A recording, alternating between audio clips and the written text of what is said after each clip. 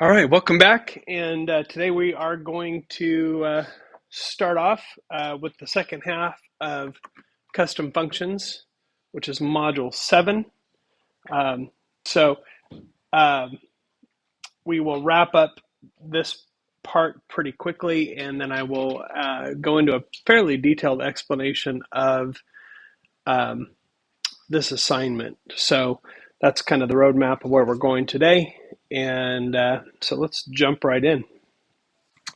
Just as a refresher, when we have a custom function, or any kind of function really, but in this case, custom function, we we try to build the function in a way that we can allow ourselves to think of the function as sort of a black box, where we know what it does, we know what it requires from us, what inputs it requires, and we know what outputs it produces, but we don't really worry about what happens on the inside.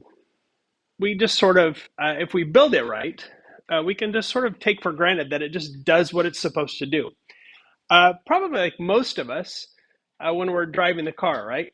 We drive a car, we don't think about how the engine is functioning. Now, some of us might, if you're like an auto mechanic or something like that, but for the vast majority of us, you get in the car, you turn the key or you push the button, whatever.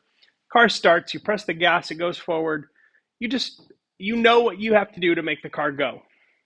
When you do those things, the car just goes. You don't think about all of the electronic parts inside or how the engine works or any of those things. So a custom function, if you build it right, you don't have to worry about how it works. You just sort of know what it does and what it requires and how to use it. And it just does what it's supposed to do. And in that way, a custom function does a really good job of simplifying our code. But one of the most important things about custom functions is that we need to build them in such a way that they take input from parameters, right? We give arguments to parameters, just like a car parking in a parking space. Those go into the function, and then the function either just does something or it returns something to us using return values. So that is the basic idea of how we want to build a custom function.